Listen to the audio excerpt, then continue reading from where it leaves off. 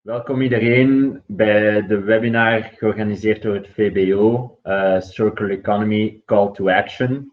Vandaag zullen we spreken over hoe we grondstoffen kunnen maximaliseren in een circulaire economie. Daarvoor hebben we 2 sprekers uitgenodigd. Dat zijn enerzijds professor Johan Jans van de Université de Namur en anderzijds Karen de Boek van Suez. Ik ga nu het woord geven aan onze CEO, Pieter Timmermans. Goedemiddag allemaal, goedemiddag goede vrienden van het VBO. Dank om aan deze webinar deel te nemen. Het is de eerste van de reeks. Je voudrais d'abord déjà remercier pour leur présence parmi nous, Madame de Boek, manager chez Suez, et le professeur Jans de l'Université de Namur. Mesdames et messieurs, au mois de février, la FEB a fêté son 125e anniversaire. En effet, la FEB a été créée le 13 février 1895 et nous l'avons fêté. Et nous avons profité de cette occasion pour nous remémorer de nos belles réalisations du passé, mais surtout, nous avons profité de cette occasion pour actualiser notre mission statement, notre mission et nos visions. Et ça se traduisait, ça se produit par une nouvelle signature, Creating Value for Society. Wacht even. Meneer Timmermans is slecht verstaanbaar. Ce que je suggère, c'est qu'on switch place. Ik ga het plaatsen. Dat ik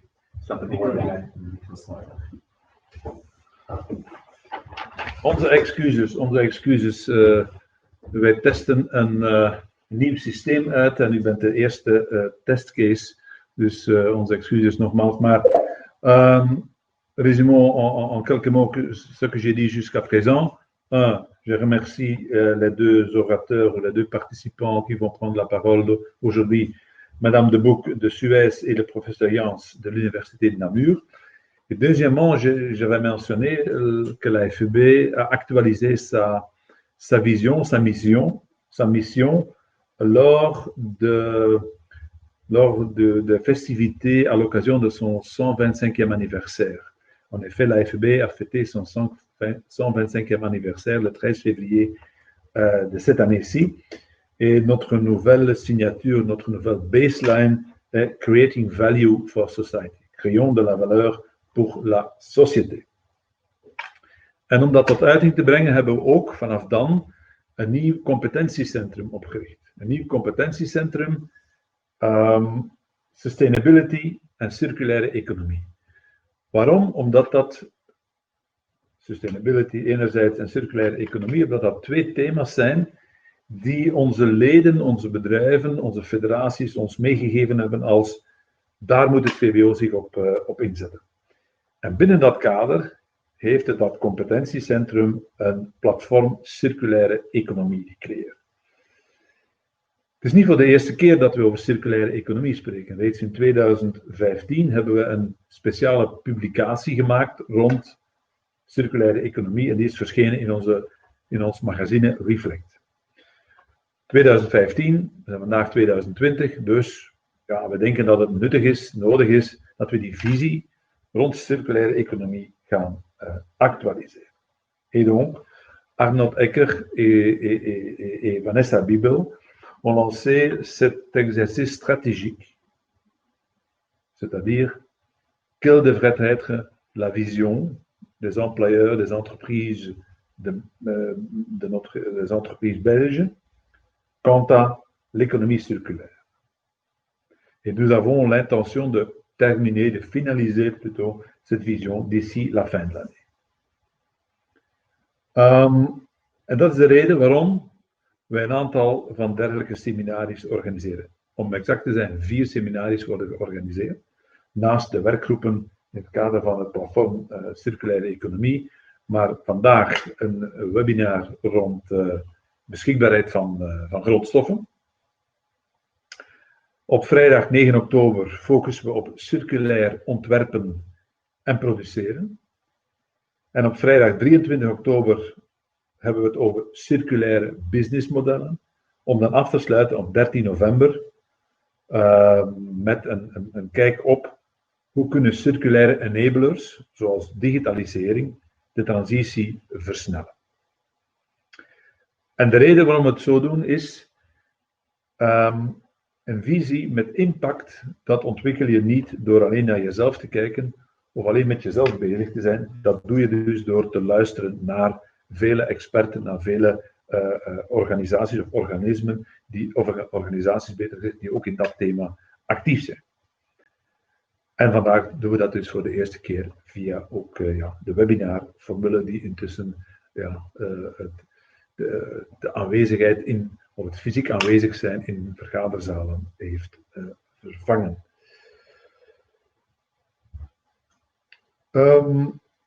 We zijn niet zomaar op zoek gegaan naar de eerste, de beste. We hebben professionals uitgenodigd uit verschillende sectoren, die verfrissende concepten en projecten hebben ontwikkeld en die ons kunnen inspireren.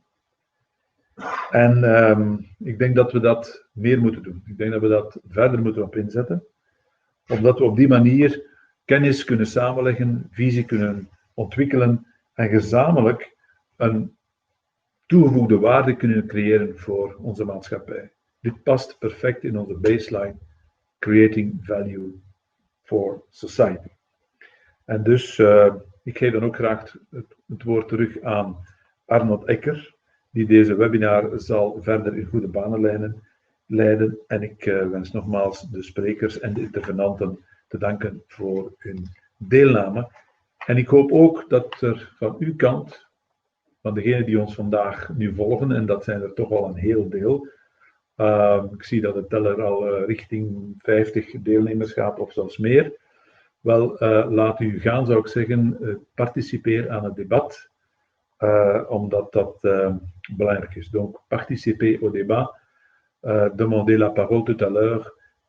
Monsieur Arnold Ecker va vous expliquer comment il faut le faire, parce qu'il y a des règles à respecter, mais pour nous, le plus important, c'est le débat.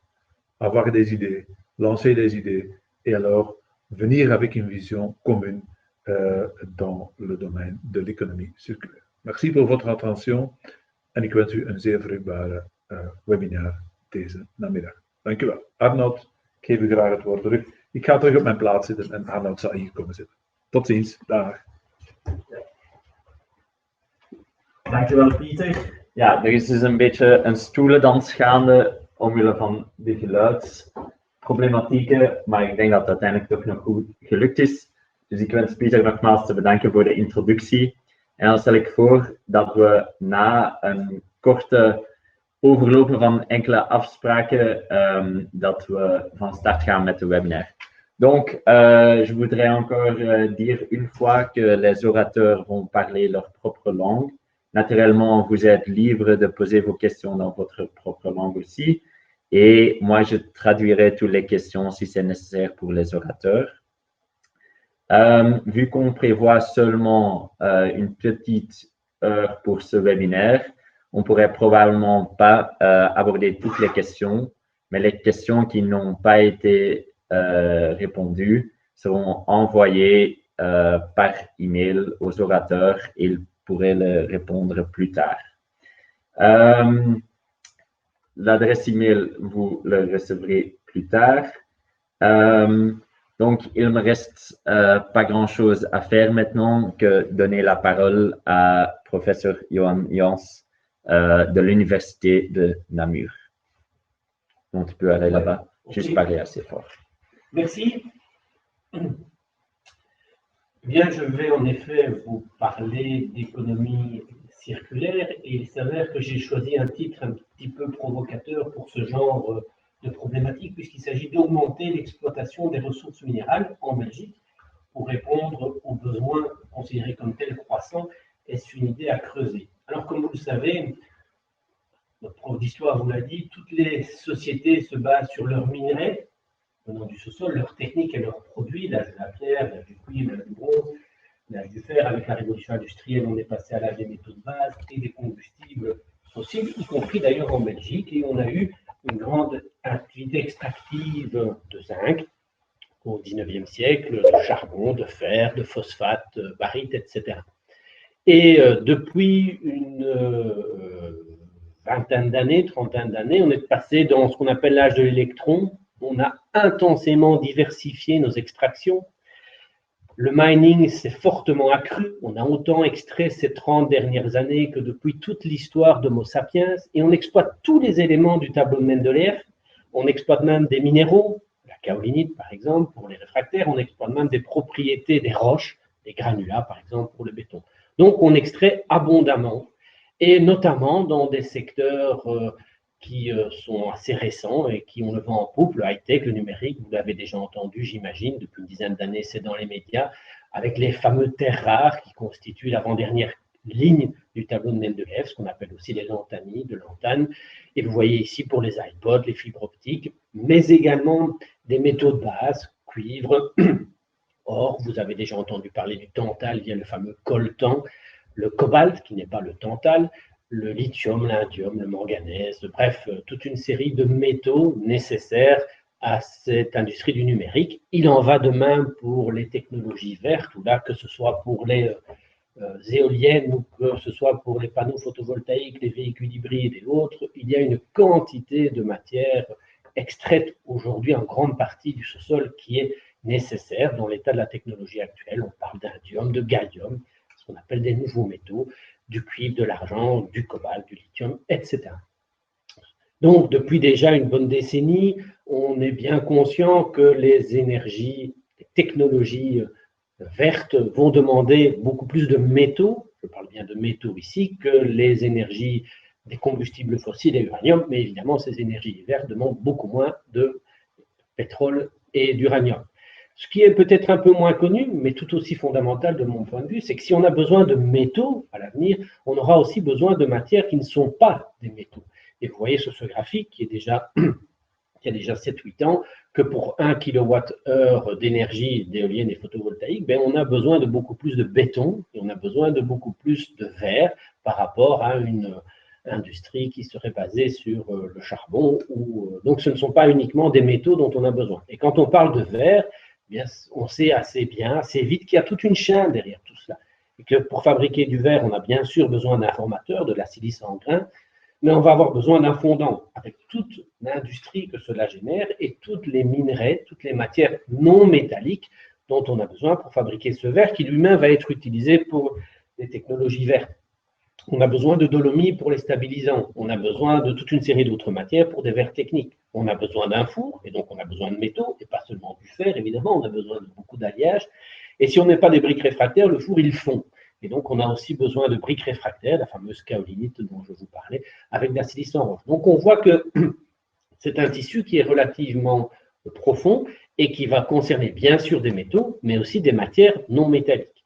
Alors, évidemment, on peut se poser la question de savoir si extraire des ressources géologiques du sous-sol est renouvelable ou durable.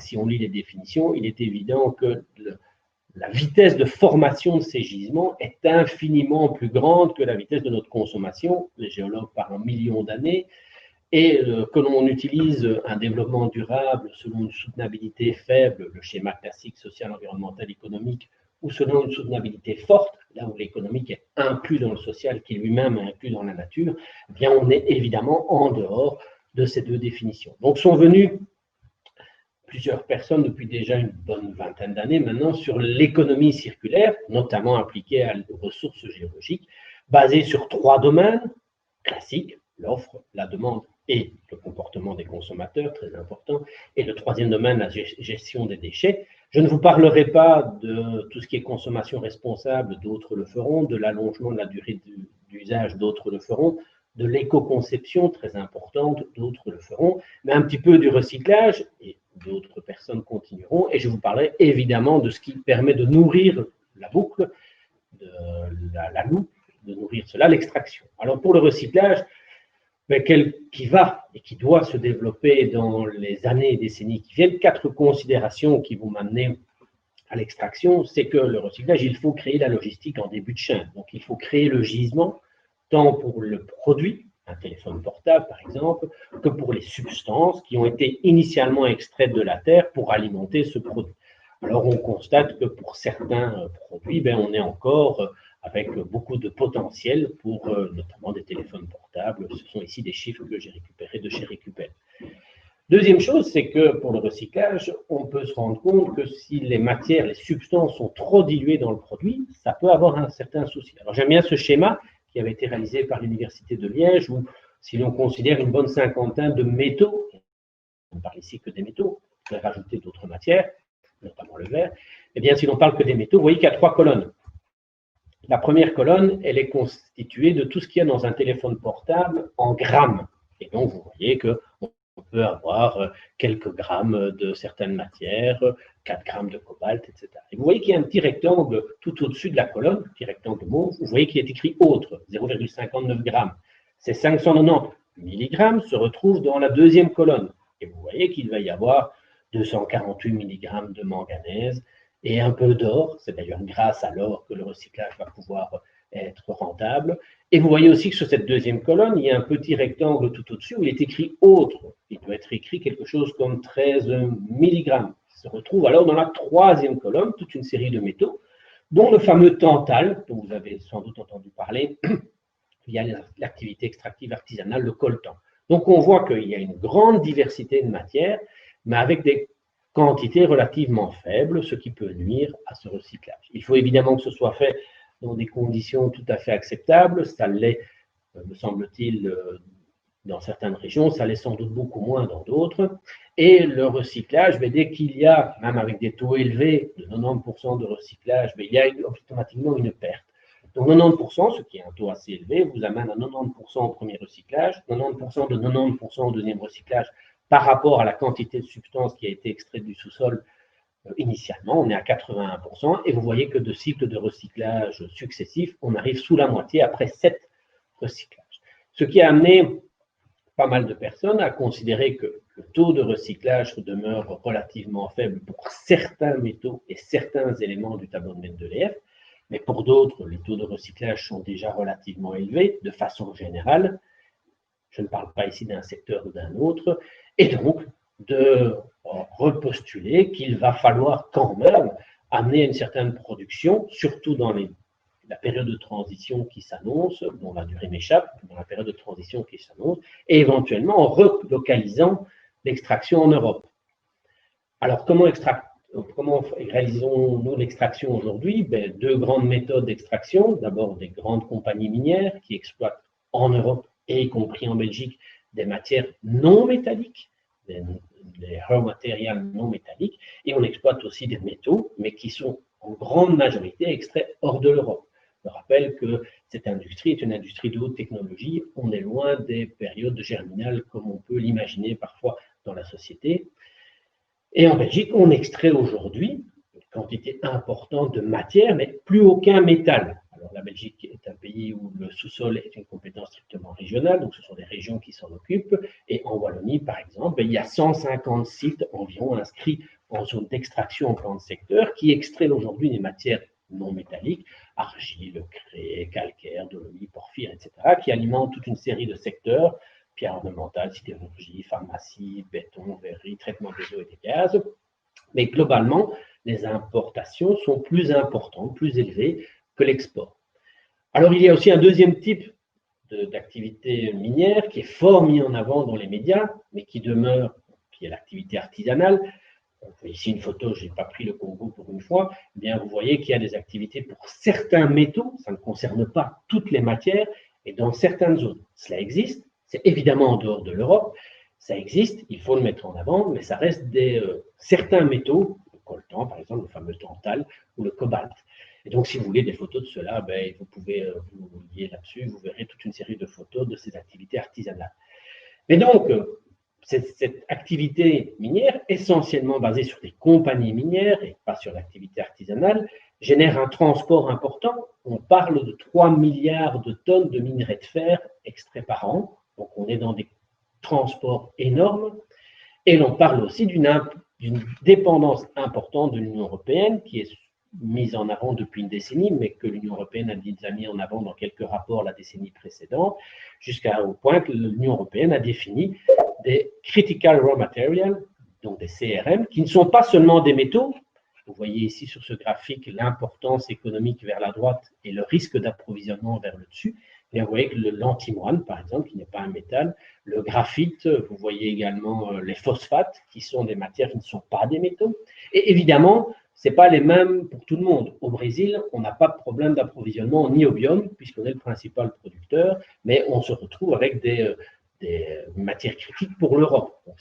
Tous les pays, toutes les régions du monde n'ont pas les mêmes métaux critiques. Et ça évolue. Vous avez de la chance, au début du mois de septembre, l'Union européenne a publié ces nouvelles matières critiques en 2020 par rapport à celles de 2017. Se sont ajoutés la bauxite, l'aluminium, le lithium, le titane et le strontium. Et dans ce rapport, que vous pouvez télécharger sans aucun problème sur l'adresse que je vous montre, il est mentionné que as global demand for critical raw material grows, primary raw materials will continue to play a key role. Mobilizing Europe's domestic potential better is an essential part of the European Union becoming more resilient and developing open strategic autonomy. Et il signale aussi qu'il y a un potentiel assez significatif pour des matières qui sont considérées comme critiques aujourd'hui en Europe. Alors, on peut donc se dire que l'on va continuer à alimenter la chaîne via l'extraction, et pourquoi pas faire un circuit court, comme c'est très à la mode pour d'autres matières, en relocalisant ou en augmentant pour les matières non métalliques et en relocalisant pour les matières métalliques en Europe. Pour ce faire, l'Union européenne a depuis une dizaine d'années déjà, en relation avec les services géologiques nationaux, mis en avant toute une série de pistes pour des matières critiques qui pourraient, ressources, en réserve, être mises en exploitation. Pour la France, par exemple, eh bien, on constate que le tungstène, l'antimoine, la fluorine et l'or seraient intacts sur des gisements qui n'auraient pas été exploités au-dessus de 300 mètres de profondeur. Alors, qu'en est-il en Belgique? En Belgique, évidemment, on peut aller voir dans mon jardin. Dans mon jardin, je fais évidemment des analyses fréquentes. Il y a beaucoup de métaux, parce que dans toutes les roches, il y a tous les éléments du tableau de Mendeleev, mais il n'y a que 27 ppm, parties par million, 0,0001% de néodyme, pas suffisamment pour en faire un gisement et pour créer un aimant d'unionienne, mais sachez que dans toutes les roches, il y a tous les éléments du tableau de Mendeleev, c'est juste une question d'atteindre la concentration qui est économiquement rentable. Donc on pourrait, le cas échéant, reprendre des extractions sur des anciens gisements zinc-plomb et en faire de nouveaux districts ou gisements de zinc, voire d'autres métaux, et vous voyez que pour la Wallonie, à nouveau, chaque fois que vous avez un petit rond jaune, c'est un site où on a mis en évidence du plomb et du zinc et d'autres métaux, j'y reviendrai, et on peut définir des districts en vert, en jaune, en bleu ou en rouge. Et ce qui a été fait par une demande a été introduite en 2017 par une société wallonne pour une demande de permis de recherche. Je parle bien ici de permis d'exploration. On ne parle pas de permis d'exploitation, on parle bien de permis d'exploration, de recherche de minerais de métaux non ferreux par prospection géophysique sur les sites de Hombourg, Gemmenich, Plombières, le site en dit beaucoup, et la Cadmine, qui est un site connu pour le zinc. Bien sûr, pour identifier des minerais de plomb et de zinc, mais aussi pour les copains géochimiques du plomb et du zinc, que sont le gallium, le germanium et l'indium, ce qu'on appelle aussi des nouveaux métaux, omniprésents dans toute une série d'activités. Et donc, il y a eu une réunion avec les principaux porteurs de ce projet et des citoyens, qui étaient essentiellement des riverains. Évidemment, ça s'est très mal passé, parce qu'il y a, au niveau des citoyens aujourd'hui, un syndrome NIMBY. Donc, on veut bien que ça s'exploite ailleurs, mais pas chez moi. Alors, le pas chez moi, c'est quelque part de chez quelqu'un, évidemment. Donc, il va falloir trouver une solution pour gérer ce qui est, à mon avis, les 4 piliers du développement durable, l'économie, l'environnement, le social, mais également l'engagement citoyen, qui est essentiel dans la conception de ce phénomène. Alors, je vous invite à faire le petit exercice chez vous en fête de fin d'année, le cas échéant, et vous demander ce que représente pour vos condisciples une mine ou une carrière. J'ai fait l'exercice, je peux vous assurer que le premier mot qui revient, c'est « ça pollue », ça sent mauvais, ça fait du bruit, c'est pas très agréable comme endroit. Je vous ai mis en dessous chaque fois en vert ce que ça représente en termes de secteur. Deuxième activité pour le citoyen européen, belge, wallon, ça détruit la faune et la flore. Pour un citoyen wallon, belge, européen, ça augmente le charroi. Ça détruit le paysage durant l'exploitation. Même si ce synclinal est très joli, ça détruit le paysage après l'exploitation. Donc il y a des trous où on les remplit. Ça a une affaire de grands sous, parce qu'on ne comprend pas que ces ressources du sous-sol sont omniprésentes dans nos objets quotidiens, c'est assimilé à des affaires de gros sous. C'est un danger pour les travailleurs. Voici un glissement de terrain aux États-Unis, j'ai la version wallonne, plus modeste. On voit ici un petit glissement de terrain. C'est un danger pour les travailleurs avec toute la médiatisation qu'il y a eu ces dernières années sur l'activité artisanale qui, je le répète, existe, mais qui est concentrée sur certains métaux dans certaines régions du monde. Ça génère un stress chez le citoyen dès le moment où on vous appelle de pénurie, comment relever le défi, les minerais qui vont nous manquer, il y a un stress qui est généré ici. Ça génère aussi des problèmes parce que c'est difficile à comprendre. Voici ici un schéma de base pour des cours de métallogénie. On ne comprend évidemment aucun mot. C'est un jargon géologique très particulier. Et même les notions de ressources et réserves, qui sont des notions géologico-économiques, sont des notions qui sont inconnues aujourd'hui du grand public parce qu'aujourd'hui, en communauté française de Belgique, on ne parle pas de ces thèmes-là. Ce n'est plus inscrit au programme. Ça génère aussi des stress géopolitiques. Voici ici une carte des minerais de fer. Vous voyez par exemple que l'Est de l'Ukraine est un grand pourvoyeur de minerais de fer dans les régions proches de chez nous.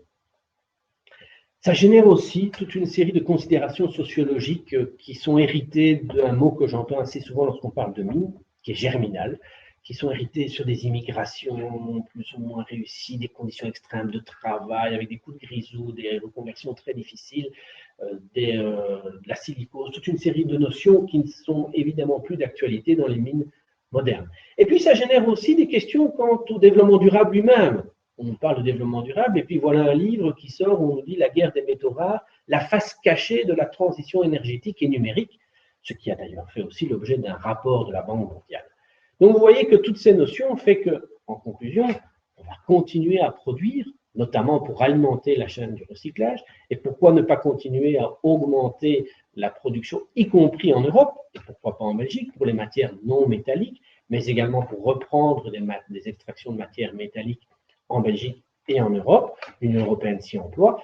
La ressource existe, ou certaines ressources existent, elles sont techniquement possibles. Ça peut réduire une certaine dépendance, notamment en créant une menace de substitution. Ça peut créer un certain emploi, même si des emplois pourraient être diminués dans d'autres secteurs d'activité, notamment le tourisme. Mais ça permet surtout qu'on en discute.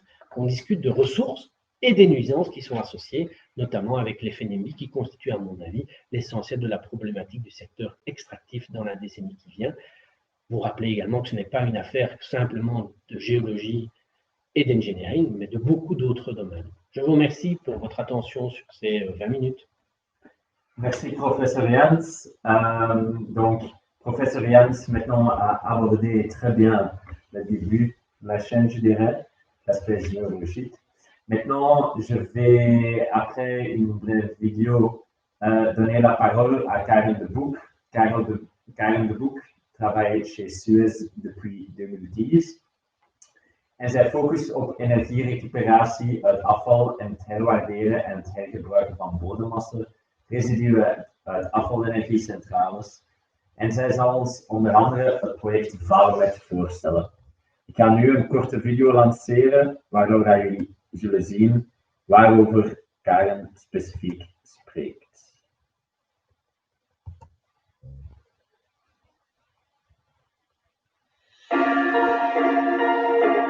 Weet u wat er met uw restafval gebeurt?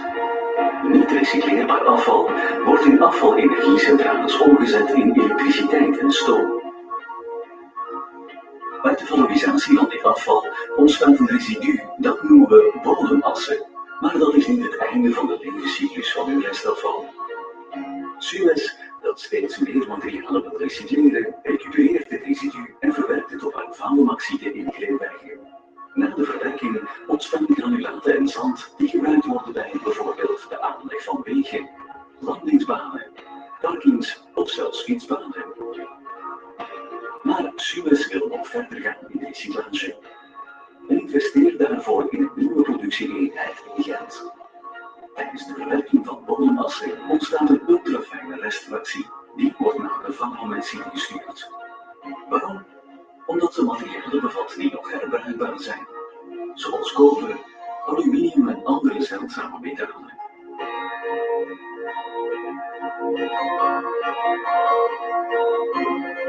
Valuet behandelt kleine non-ferro metaaldeeltjes tussen 0 en 20 mm gerecupereerd uit bodemwas.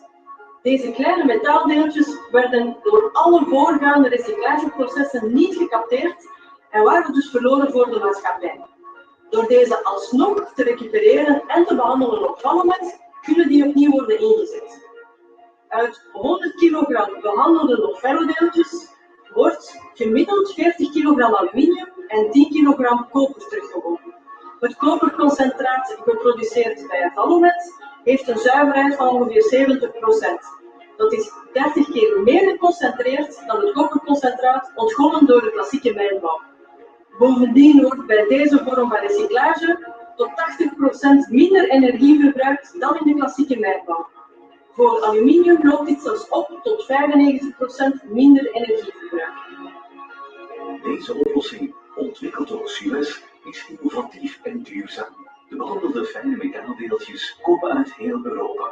Dankzij Vallomet kunnen ze via Belgische en Europese metaalsmelterijen en raffinaderijen opnieuw in de productieketen ingezet worden. Helemaal in lijn met het principe van lokale circulaire economie. Vallomet is een innovatief project. Daarom kende de Vlaamse overheid het een subsidie van 1 miljoen euro toe. Tijdens het pilootproject dat we starten in 2014 verwerkten we jaarlijks 1300 ton. Nu de nieuwe site operationeel is, kunnen we jaarlijks 12.000 ton verwerken. Suez heeft als missie onze natuurlijke rijkdommen te beschermen en te behouden. Daarom recycleert Suez elke dag meer en meer materialen uit uw afval voor een duurzaam beheer van grondstoffen.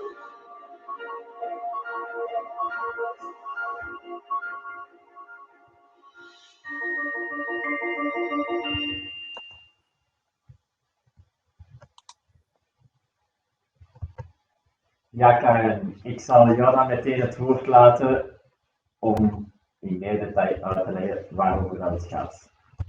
Goedemiddag iedereen. Wat kan ik nog toevoegen na dat filmpje? Is misschien vooral benadrukken dat het hier wel degelijk gaat over een proces dat start uit niet recycleerbaar afval, waar wij een hele geschiedenis al doorlopen hebben, waar vroeger de residuen uit de energierecuperatie van afval gewoon werden gestort. Is er intussen toch al, zijn er verdere stappen gezet, zijn er processen ontwikkeld om vooral dan in de eerste stap de minerale fractie te gaan opwaarderen en hergebruiken. En waar we dan bij Suez in België sinds 2014 en 2015 een pilootproject gestart zijn om daar dan ook nog de allerfijnste metaaldeeltjes te gaan uitrecupereren. De bedoeling daarvan is ook wat daar straks al in de presentatie van professor Jans aan bod kwam, is eigenlijk het opconcentreren van spoorelementen van metalen die aanvankelijk in de berg niet recycleerbaar afval niet te mijnen zijn, als je het zo mag uitdrukken, niet recupereerbaar zijn of zelfs niet economisch recupereerbaar zijn, maar die door verschillende opeenvolgende stappen dan toch kunnen gerecupereerd worden en geherwaardeerd tot een nieuwe grondstof. Een grondstof die ook voor het grootste stuk, zelfs binnen België, hergebruikt wordt door inderdaad firma's zoals Umicore, zoals we in de vorige presentatie ook konden zien. Wat is dan het doel van alle voorgaande stappen? Is voornamelijk het volume gaan reduceren, zodanig dat in de laatste stap dat het materiaal en het metaal recupereerbaar wordt en opnieuw inzetbaar wordt gemaakt. Ik ga heel snel door de slides gaan, want ze voegen eigenlijk niet zo heel veel meer toe aan het filmpje. Deze is misschien wel een interessante, waar je ziet als je van 1000 ton huishoudelijk afval vertrekt, dat je daar uiteindelijk in de metaalfractie niet eens 3 ton metaal uit overhoudt. Dan begrijp je wel, als je diezelfde 3 ton moet gaan recupereren uit 1000 ton, of je gaat ze recupereren uit een kleinere hoeveelheid, dat het proces wel interessanter maakt en ook technisch mogelijk maakt. Dit is uiteindelijk het materiaal waar wij mee aan de slag moeten. Dat is dus materiaal en metaal dat alle voorgaande recyclagestappen heeft gemist. Wij noemen dat onze 50 tinten grijs, omdat het er uiteindelijk allemaal net hetzelfde uitziet. Maar door verdere verwerkingsstappen komen we wel tot een product dat opnieuw inzetbaar is. En dus niet meer een afval. Heel snel door de technische aspecten. Dit is vooral om te tonen dat wij geen heel speciale technologieën gebruiken, maar dat het vooral het hergebruik van bestaande bewezen technologieën is dat in een bepaalde manier achter elkaar gezet wordt en daardoor eigenlijk de metalen recupereert. Daarmee ben ik hier eigenlijk ook al aan het einde. Ik laat graag zoveel mogelijk tijd voor vraag en antwoord, zodanig dat die ook de nodige waarde krijgen. Super. Bedankt Karin voor jouw toelichting van het Valmet-project. Ik laat nu dus de opportuniteit aan iedereen om de vragen in de chat te stellen. Comme vous pouvez voir, il y a la possibilité de poser des questions sous l'onglet questions. Je vois ici déjà une première question de M. Schans. Dans le calcul CO2 complet, par exemple d'une voiture électrique, ne faut-il pas intégrer l'impact environnemental et CO2 dans extraction et production des métaux rares nécessaires en amont, mais aussi en aval, en recyclage? Oui, donc vous faites allusion certainement à l'analyse du cycle de vie de ces matières, donc avec tous les entrants et tout ce qui va ressortir comme déchets, et dans ce cas-là, le CO2 en est un. De fait, je dirais même plus loin que c'est des aspects économiques et environnementaux qui sont dans les logiciels d'analyse de cycle de vie relativement faciles à intégrer. C'est plus compliqué d'intégrer les aspects sociaux, c'est-à-dire les aspects éthiques, sociologiques, qui sont plus difficiles à quantifier. Alors, sur les aspects environnementaux, on peut quantifier parfois combien coûte une tonne de CO2 en fonction du cours du CO2, que sais-je. C'est parfois plus difficile d'intégrer d'autres aspects. Le feeling des gens, par exemple, sur les extractions, les nuisances que ça peut générer quand ça en génère de façon intense. Donc ça, c'est plus compliqué à intégrer dans les analyses de cycle de vie. Mais il existe aujourd'hui, je ne suis pas un spécialiste, des sociétés ou des logiciels dont certains sont disponibles qui vous permettent d'intégrer ces données dans un calcul pour, in fine, avoir une analyse complète du cycle de vie. C'est évidemment pas toujours évident à utiliser, ça va dépendre des normes que vous mettez, mais ça existe en effet pour les aspects environnementaux, comme vous le soulignez, plus difficilement pour les aspects sociaux. Merci, professor Jans. Karin, ik heb een vraag voor jou misschien. Zie jij een belangrijke rol voor de terugwinning van grondstoffen in de relanceplannen die België binnenkort zal moeten opstellen in het kader van de Europese fondsen die worden ter beschikking gesteld voor de relance na de crisis? Ik denk inderdaad dat er toch wel voor België, of dat er toch wel een rol in te spelen is.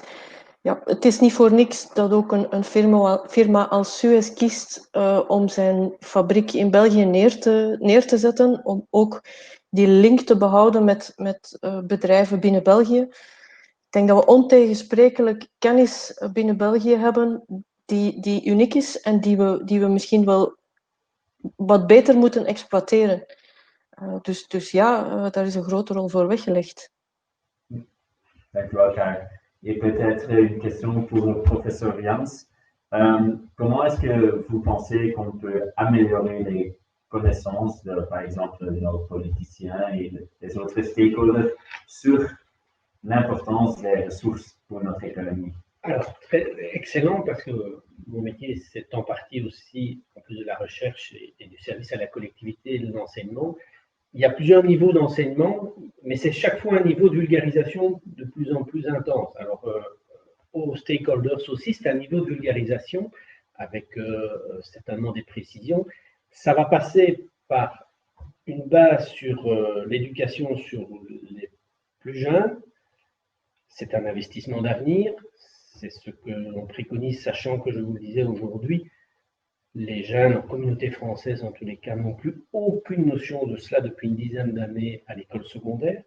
Mais ça passe aussi via ce que l'on fait aujourd'hui, via les fédérations. Les fédérations ont véritablement leur rôle à jouer, mais également les partenariats privés-publics, parce que je constate, c'est un constat simplement, que pas mal de sociétés ont vers soit les décideurs ou soit les citoyens un a priori négatif qui est lié peut-être à l'histoire et à des notions dont je parlais ici sociologiques.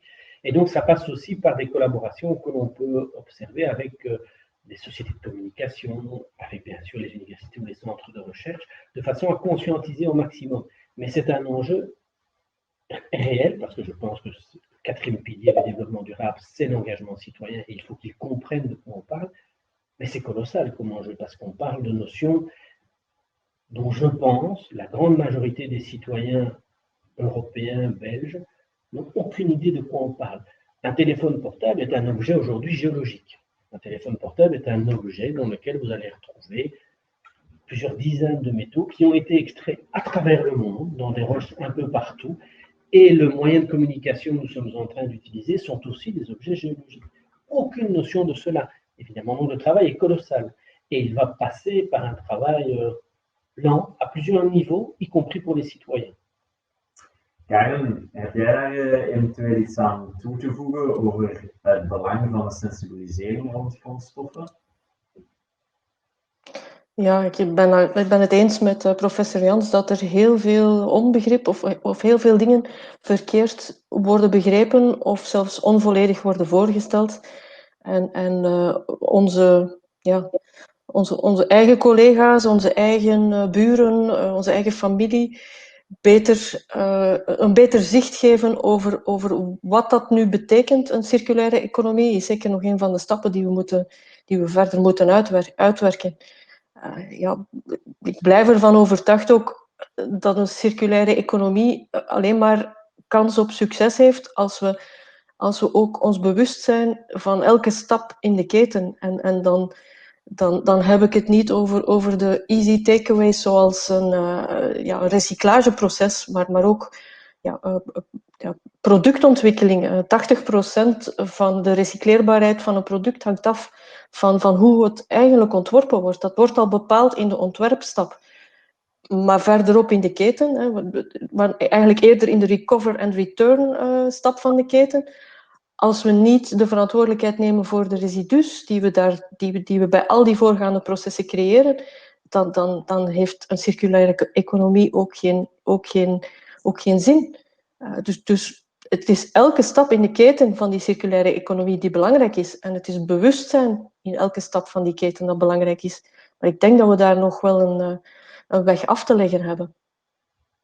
D'accord, Karen. Et je vais conclure avec une dernière question de M. Pellieux. Quel serait le meilleur moyen de soutenir la valorisation de métaux de type scandium, par exemple, dès lors que les étapes d'extraction ne permettent pas d'avoir une filière autofinancée? Oui, donc là j'imagine que la personne fait allusion, sous-entendu, à des incitants publics éventuels qui, de mon point de vue, sont en effet nécessaires dans cette filière recyclage avec une intensification, que ce soit pour le scandium ou d'autres matières premières, avec une intensification d'incitants publics à toutes les étapes, comme Karen le soulignait, y compris dans la conception des produits.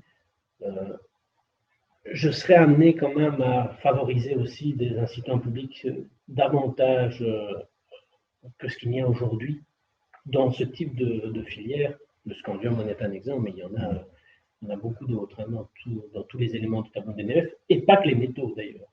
Beaucoup de matières recyclées, vous l'avez vu, ne sont pas des métaux. Ça aussi, c'est un point important que l'on sous-estime parfois. Ok, merci beaucoup. Je vois qu'il y a encore d'autres questions qui ont été entrées dans le chat, mais on va vous répondre par email, vu que le temps limité qui nous est donné pour le webinaire aujourd'hui. Donc, je vais d'abord remercier de nouveau le professeur Jans et Karin de Boek. Et maintenant, je vais donner la parole à Vanessa Biebel, qui est Executive Manager de notre centre de compétences ici à la FEB. Dank u, Arnold. Je voulais d'abord aussi remercier les orateurs. Bon, vous avez vu, on a opté pour un format très court, donc c'est extrêmement court, mais on répondra, en tout cas on essaiera de répondre aux questions qui sont encore dans le chat et merci pour votre intérêt. Ik wil nog graag van de gelegenheid gebruik maken om kort ons competentiecentrum voor te stellen voor degenen die het VBO minder kennen. Dus het VBO vertegenwoordigt momenteel 40 sectorfederaties in 3 gewesten. Cela représente environ 75% du secteur privé, 50 000 entreprises et 80% des exportations, pour vous donner quelques chiffres clés si vous devez retenir ce que la FEB fait. Manière pratico-pratique, comment est-ce qu'on travaille? On travaille dans 8 centres de compétences. Donc, notre centre de compétences développement durable et économie circulaire, donc deux piliers. Donc, on se concentre essentiellement sur les matières et le développement durable, qui est vraiment un aspect très transversal et très systémique par rapport à ce qui se passe dans les autres centres de compétences. On a un centre de compétences énergie, climat, mobilité qui va se focaliser sur les CO2, l'énergie, etc. Droit et entreprise, économie et conjoncture. Aussi un nouveau centre de compétences sur le digital et l'innovation. Aussi un élément important d'ailleurs dans l'économie circulaire. Un centre de compétences très essentiel chez nous, c'est l'emploi et sécurité sociale, que vous connaissez de par les médias et le groupe des 10, fiscalité, investissement et enfin Europe et international. Wat doen wij in onze competentiecentrum? We hebben eerst een grote commissie rond duurzame ontwikkeling en het platform circulaire economie. Er zijn ook verschillende werkgroepen, taskforce, rond bepaalde meer concrete materie zoals product policy, packaging waste, eco-design, interface substance, products and waste. Nous sommes également représentants au Conseil fédéral du développement durable, la partie développement durable. Nog een klein woordje, dus er zijn nog 3 webinars binnenkort. Er is een QR-code, u kunt zeker de QR-code scannen om rechtstreeks naar de programma van de volgende webinars te gaan en ook de registratieformulieren. Dat was het. Hier sluiten we de webinar af. Ik dank u allemaal voor uw aanwezigheid en hopen jullie terug te mogen verwelkomen in de 3 andere sessies. Dank u.